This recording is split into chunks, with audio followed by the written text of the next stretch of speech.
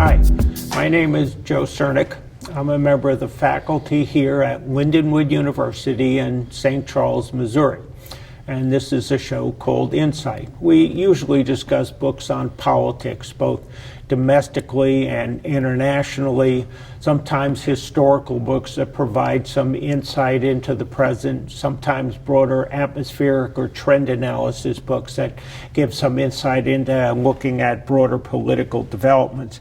This is really a book on, let's say, music history, but it sort of spills over into civil rights because it's about James Brown, and aspects of the book touch upon how he looked at civil rights. It's written by James McBride. It's called Kill 'Em and Leave, Searching for James Brown and the American Soul.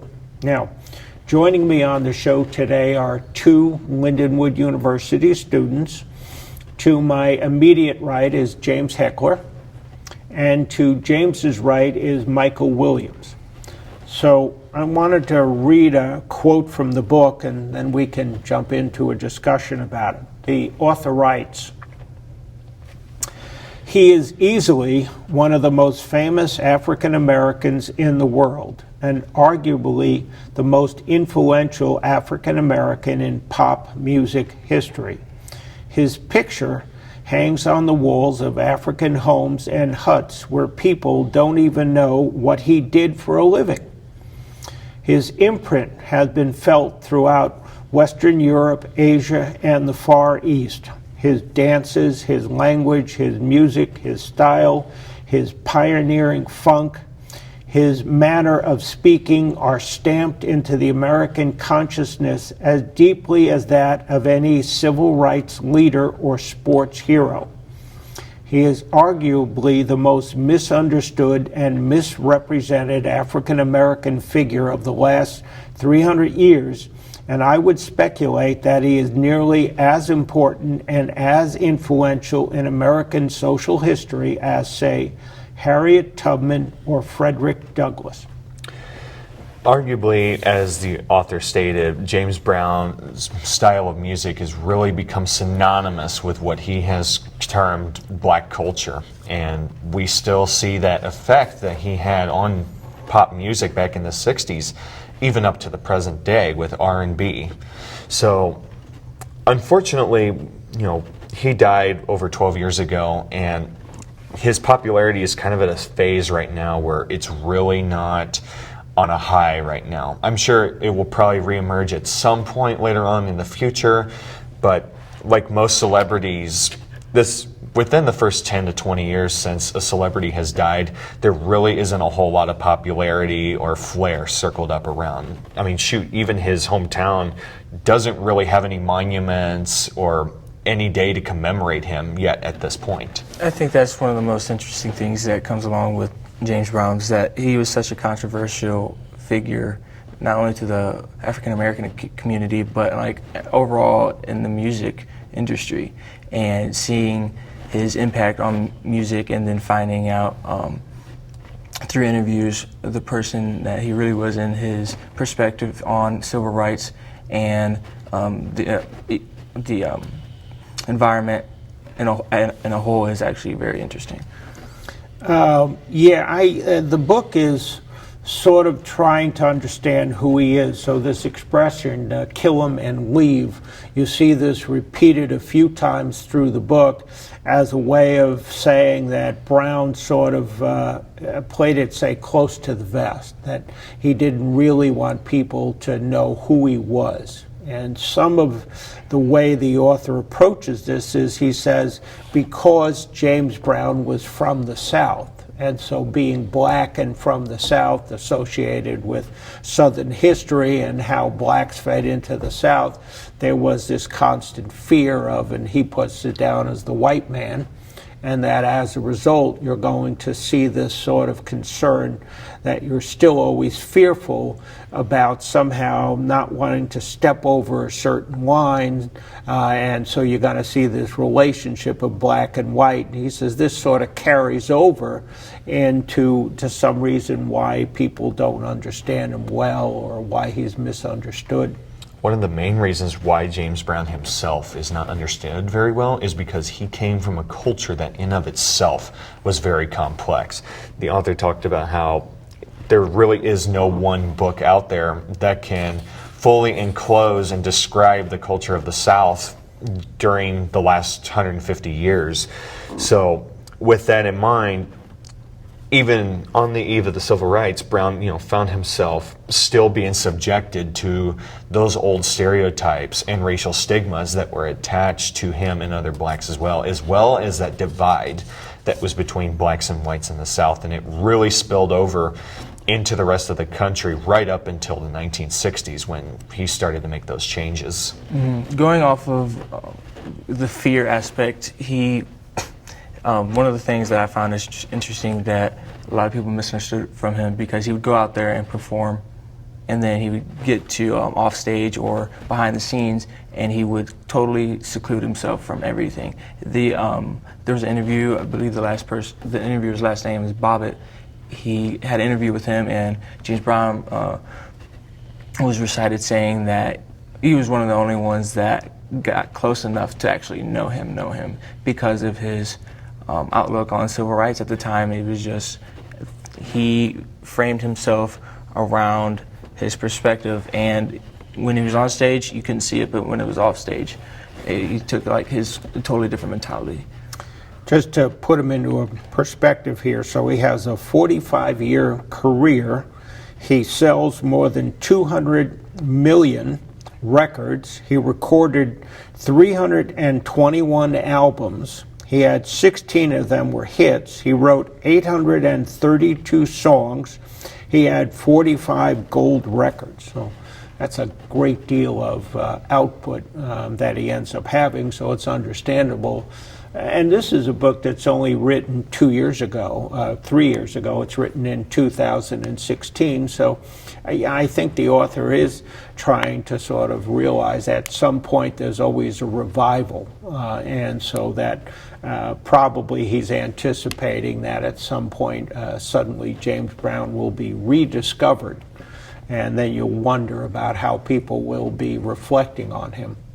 What's really interesting is that still, even at this time, there's still a bit of cloud of mixture of mystery associated with James Brown. James Brown had an estimated net worth of around $100 million, so exceedingly rich. And his intentions were to donate all that money to poor communities back in the South to try to help people that he was related to and posterity to try to get them back up on their feet. What makes this confusing, though, is that lawyers, especially the lawyers, are really trying to confuse this and manipulate it to the point that hardly any of this money has been donated or has made an impact in those communities. Going off of the fact that there's still a lot more yet to be discovered or rediscovered from James Brown, I think there's a potential of him being rediscovered because of the current pop culture movement is involving a lot of older artists as we go along, and being the fact that James Brown has the potential of being rediscovered again, I think we're going to be exposed to more of his music and more facts that we come about regarding the lawyers, and more money that he actually tried sending out rather than being manipulated by the lawyers and making it out to seem that he wasn't contributing to society or his culture. One of the reasons I think I picked this book to read was because I had heard and read about the problems associated with his will and the issue of the money. It's interesting that the author looks at it and says he spent $60,000 putting together his will. So you would think it would be airtight where it should be going. And yet, immediately upon his death, first, he wanted this money to go to schools to help poor children, and it wasn't determined that they would be black only. He said black and white. He wanted some sort of a merit system established to help both black and white poor children in the South. And so suddenly greed just reared its ugly head. An ex-wife, some illegitimate children, and they all got in and kept hiring lawyers, and so as a result, this thing appears to have been neutralized for years, and so the estate is paying all of these lawyers' fees, which I'm a little bit confused about. That wasn't explained at all in the book. Why is the estate keep paying the lawyers' fees if these illegitimate children, if an ex-wife are suing, somehow the estate and then the accountant who oversaw it, but as a result now you're trying to figure out what has this account dwindled down to. Absolutely, and along with that, it just continues to further cloud up James Brown's intentions with his will to donate all that to Southern communities, because he has, as this book points out, he was generous his whole entire life. He would intentionally go and perform free concerts for these poor communities in the South simply because he wanted them to, one, be able to enjoy his music, but also so he could spread around his message of, hey, let's be on a more equal footing together, black or white. That really doesn't have any relevance anymore, and he really wanted to continue that. He impacted the African American community and pop culture. I mean, as of today, we can see it, and through what he's done, contributing to doing these free concerts and donating money to organizations, whether it be children of race or just white children, doesn't matter. And I think that was one of the main things he was trying to point across, was that it didn't, like, yeah, he was performing and making a name for, yes, his culture. He was from the South. He wanted to better the image of the African American because of that current time frame he was living in. However, since he was so closed off, I think they're trying to twist that as saying, since he was so closed off, he's not this generous person. He's self-centered and selfish, but that's where that we don't know how that money is being dwindled down to, or the quotes he has here regarding how to take a look at Brown in the context of the American South. He says, Brown was a child of a country in hiding, America's South. There is nowhere in the USA quite like America's South. There is no place more difficult to fully understand or fully capture. The South is simply a puzzle.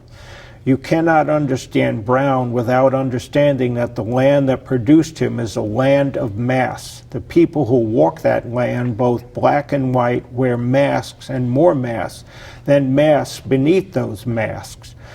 They are tricksters and shapeshifters, magicians and carnival barkers, able to change right before your eyes into good old boys, respectable lawyers, polite society types, brilliant scholars, great musicians, history makers, and everything else.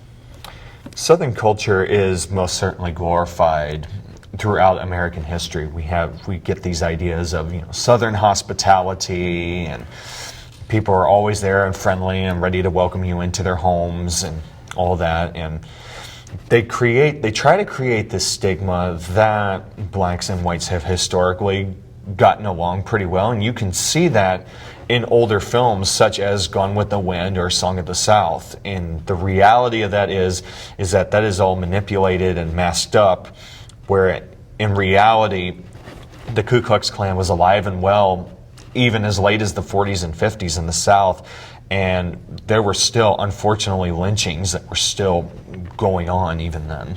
I think that's one of the side effects of looking at the South, is that it's so rich in culture that those things are kind of oversaw, or like skip through. Not necessarily skip, because we can't forget what happened in the South during that time period, but since it's so condensed and so rich in culture, and you have all these different things coming out with soul music and Southern hospitality and type of thing, that aspect and his background is kind of overlooked because of what the Southern is known to be. His another quotes he has related to being black and from the South. He says, no one is more aware of the power of America's Southerners than the blacks who walk among them. They do whatever needs to be done, say whatever needs to be said, then cut for the door to avoid the white man's evil. And so, again, how you see some of this. Definitely, and a lot of this originally did stem from slavery. Whites definitely controlled blacks during this time, worked for no pay, forced to work, and if they tried to run away, they were captured back. So that really started that stigma that blacks have against whites, is because whites were the controlling people. And even after slavery was abolished in 1865, we still see the black codes and the Jim Crow laws to try to counteract that and keep basically blacks in control, even though population-wise they were actually the majority of people in the South. So along with that, we have that stigma of the minority. The real minority was afraid of the blacks taking over, and they wanted to do something about it. Yeah, I think that we're going along with what Dr. Cernik said about getting in and then just cutting to the door. James Brown kind of just, he did what he was wanting to do. He produced the music that he wanted to and enriched his own culture and music culture in itself, whether it was for the majority or the minority. And then going from that, he kind of just, he took that attitude and applied it towards his music, and then took a different attitude when it came to reality towards civil rights. I think that stemmed off of his music, kind of like fear of the white man, so to speak. The interesting thing about his money, so he talks, that's sort of a reflection of how Brown sort of came out of the South. So he has this fear, I think, of banks, I get the feeling, or openly making sure he knows precisely how much he has and is made. So he talks about Brown having large amounts of money in suitcases. He has cashier's checks that are sort of hidden around. He has money buried. And so trying to keep track of all where his money is sort of a mystery. And so some of that is going to spill over, so that you're eventually having the Internal Revenue Service sue him for large amounts of money. I think they're coming up with around $60 million, they're saying, that the IRS wants from him. And eventually that is brought down to a little bit over $1 million. And so that took several years to clear up. And so this accountant, who subsequently is in charge of this $100 million fund, was the man that had to make everything sort of orderly and find all the receipts and figure out how much it was worth. And so that Brown just continued to hide this money from people. He most certainly did have an inept fear of the American government as a whole, largely from the old stigma of white versus black. Whites predominantly control the American government, even up to this day to a certain extent, if you want to divide it along racial categories here. And from his own personal experience in the South, his hometown community was essentially uprooted in the early 1950s because the government wanted to build a nuclear bomb factory. So we can kind of see from there going on, he had this distrust in government, and he didn't want to invest in it or basically let them know what was going on in his life. Distrust in government is a problem that we see even today as well, and that's, especially that back in that day and age, it's even worse problem considering James Brown is African American. He has to worry about not only the government, but he also has to worry about the white people going after him because of the fact that he's being black and that he's from the South. So the fact that he hid his money isn't necessarily a good thing, because obviously we want, taxes. You can't, avoid the government. It's against the law. But at the same time, you can't blame him because of that perspective that he had, that stigma that was against him at that time. He talks about a movie that was made about James Brown in 2014 called Get On Up. And so the author says there's scenes in it that are so blatantly wrong, but that he says that a lot of movies sort of completely invent ideas, but this was sort of an example of how people didn't understand Brown. And so in the movie, they're having an incident involving Brown with a gun in 1988, and he goes into a place and he's got this gun and he discharges and he points it at people, and then he goes on a high-speed chase and he destroys police cars. And so he says none of that was true. He did have this gun or an old rifle, but the old rifle didn't have a firing pin in it, and he didn't destroy police cars. And so he said, but the imagery in the movie needed to sort of be more dramatic than was the actual situation. Yeah. First of all, show business is show business. So, of course, when you have a biography movie being made that hits mainstream, it's going to have a lot of dramatic manipulations over what actually happened in a person's life. And this is especially true with James Brown, especially since in reality, he was actually a very quiet, calm, very reserved guy. And in this particular instance, rather, the movie basically portrayed him as being very crass and crude and lewd, whereas in reality, especially in that situation, he was very calm, composed, and very polite. I feel like in that movie, especially showbiz, it draws unwanted attention to that particular person's life. And regarding James Brown, I think the fact that he portrayed, unfortunately, that he was African American, they have to portray him as that kind of violent type of person who would carry a gun, discharge, and cause all this trouble, when in reality, that's not, like you said, that's not the type of person that he is. He was a quiet, reserved type of person. But the fact with showbiz is that they can't make a movie off of that. They have to make it interesting and manipulate things. And unfortunately, although it's a movie and it's showbiz and it's not like nonfiction, it's not fact, it will still raise questions and draw that unwanted attention to that person's life. The movie was co-produced by Mick Jagger of the Rolling Stones, and one point early in his career, James Brown opened for a Rolling Stones act, and Keith Richards, a member of the Rolling Stones, comments that James Brown was actually the better act than the Rolling Stones. And so, but then you go through and realize that James Brown absolutely did not like Mick Jagger and seemed to have a low opinion of the Rolling Stones.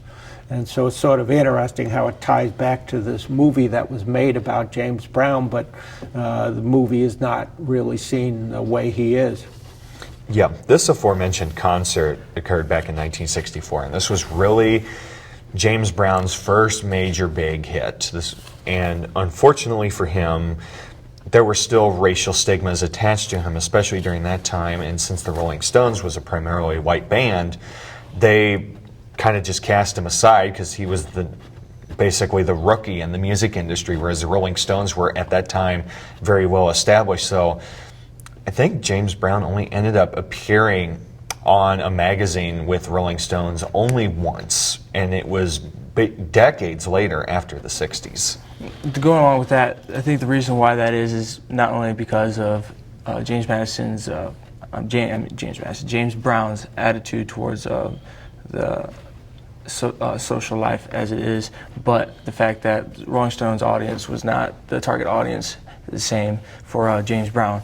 They're quite different because of the pop culture and the rock culture. They were kind of going at two different angles, trying to reach out to two different audiences. So they didn't really mix well. That could have added to the attention between James Brown and the Rolling Stones, but the making of the movie didn't benefit the situation at all. It just added fuel to the fire. The way the author shows it is, so he comes to New York in 1960, he develops some hits, has a career, but by 1980 he's broke. So now he's having to build up again from there. And so how you then see this development to this $100 million, which subsequently seems to be there but not there anymore, or where it is, and that it never ever got to where he wanted it to be. And so part of this, his life being reflected in how you look at his finances. James Brown, especially after the 60s, had a lot of personal and family issues, basically leading up to when he was broke in the 80s. He lost a son in 1973. He was very attached to that son. He ended up being married about 4 times, and even then he still had relationship and commitment issues within those marriages as well. He went broke twice, actually. He had a lot of illegitimate sons, and he ended up going almost insane, and he was also addicted to PCP as well. So you can't really look at just culture alone brought him down, but also just personal issues, and that goes for a lot of celebrities as well that have fallen down. Yeah, going along with that, his outside life, after concerts, he would, before you saw anyone backstage, he would have a hairdresser do his hair, make sure it was perfect for at least 2 or 3 hours after the show. And then also it got to a point where his children, he would have to like make appointments for them to meet and like schedule like hangout time with them. And it got to that point where the outside life, it was just bringing down his quality of life outside of his performances. And it saw that in his ex-wife or his wife affecting his income, and then the son and his other outside factors impeding on his mental health. Yeah, the 4 marriages, he really in the book only talks about the first one, and that one ended well, and she didn't want anything from him. It was the 4th wife who was actually first, when she married James Brown, she was still married to a previous man, so she had to get somehow divorced in the midst of being married to James Brown, and she was the one that put in for legal action and wanting a lot of this money. Now, we only have a few minutes left. What do you think of the book? I found the book to be a little bit clunky to read, and I'm really only saying that because the book wasn't really a chronological format of James Brown's life, but rather it was the author interviewing people that knew James Brown, and there were a whole bunch of flashbacks going to certain and different points in his life. And that really kind of reflects who James Brown was as a person. He was very complex. No one really could make sense of his personality nor his intentions as well.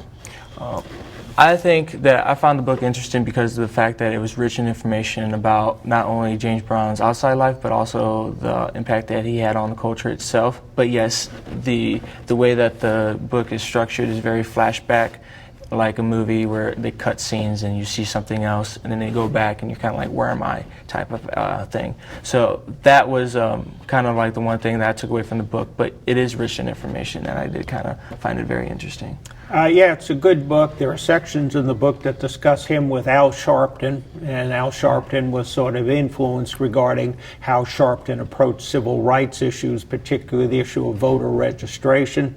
And so it's an interesting book, provides some nice insight. Yeah, it jumps around. It's sort of trying to understand them, and so it isn't chronological. So you might find it interesting. Thank you for joining us today.